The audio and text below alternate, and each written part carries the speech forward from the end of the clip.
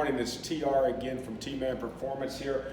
I wanted to say thank you to our customers who pre-ordered our catch cans. We are in the process right now of shipping those, and I wanted to do a quick install video just to show you how we install these. So when you receive the kit, you're going to receive the catch can, which will be assembled with the fittings in it, and we try to put these fittings in a location to where it's a standard, so it's very close. But if you need to move these a little bit, you can put a 1/2-inch wrench on them to get the angle of the hose proper. So when you receive the catch can, you'll get the catch can and you'll have two nice stainless steel bolts here. If you are a customer that does not have lights in the rear struts, now this is an aftermarket light here, and this light protrudes about 1 inch off of the back of the strut.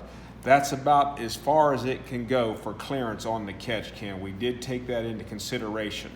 On the CVO models, the standard CVO models, where the light plugs in down here, there will not be any issues. But if you are running an aftermarket light like so, then you will have to contact Sierra and ask her to supply you with the bracket. This bracket moves the catch can up toward the front of the motorcycle about 3/4 of an inch or so to give you the clearance you needed on an aftermarket light. So that's something that you've got to kind of take into consideration when ordering, okay? And as far as installing this, you'll have the two brackets here on your rear strut that you can see right here. This is the two little brackets that they normally tie the wires off and stuff to. So what you'll do is that's where either your catch can will bolt on or your bracket will bolt on, and then your catch can will bolt on, of course, to your bracket. So on some of the ones with chrome, this slot here may be a little bit small. Sometimes you may just need to hit that with a file to open that hole up a little bit just to get the bolt to slide through.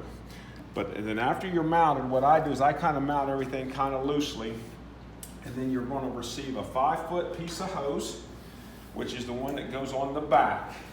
And I just, I'll just put a little bit of lube on that and slip it on. Keep in mind, these fittings don't have to be extremely tight because there's no pressure on this. So if you get it in the location you want and it does have a little movement, don't worry about it because it's not going to be something that leaks oil. If it's leaking oil, there's something else going on. So what you'll do is you'll kind of get that up there, kind of bolt it up, and then you'll want to start to run your line. Now, on this back line, I used to run this right underneath the side cover. I got away from that because you smell the vent oil off of the motor and stuff, when you're sitting at a traffic light. So we elected to reroute this differently. I don't want to put it underneath the tank or anything like that. I don't want you guys to be sitting at a traffic light and start smelling the vapors off of the oil. So it routes here and it will go on, and it's kind of hard to see here, but I route this real nicely.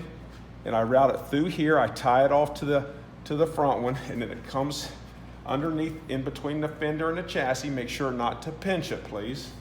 And then it runs on top of your ABS. And then if you look here, I run it right in front of the battery area. If you see here, it kind of runs across. And we'll step. And then you'll see here, you can't see it from the outside, but up here on the top, it curls around here. And then it runs right down here, and there's this little edge that you see right here behind your fuse box, and it lays right on top of that. I run it out between the fender, and then I bring that hose out and I connect this on the other side. We have found that the length of that hose does not make any difference just because all it is a vent, and I want to put that stuff at the back so you're not smelling the vapors all the time. So that's kind of the way that we route those on the inside, the one on the back side. So that's your exhaust. As far as the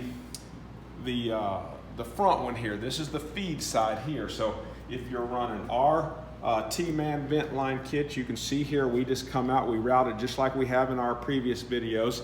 But what I do is I just put a nice piece of rubber hose on it here. It's easier to route it through than it is that, and we just connect it right to our directional valve, and that's pretty much the end of that.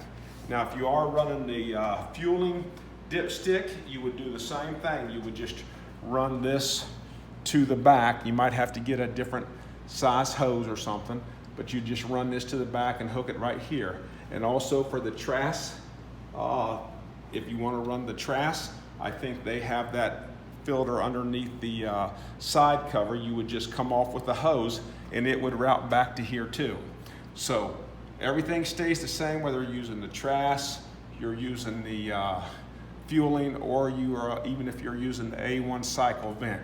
All those original vents would go to this front plug right here. So that's pretty much all there is to it. One thing I did want to show you that we did take into consideration, this is a T-man swing arm, a 13-inch shock. It moved to the back position of the swing arm, and as you can see here, right there's where it would go. You do have the clearance for your shock. So you know, I cannot speak for some of the big OD air shocks and stuff of that nature.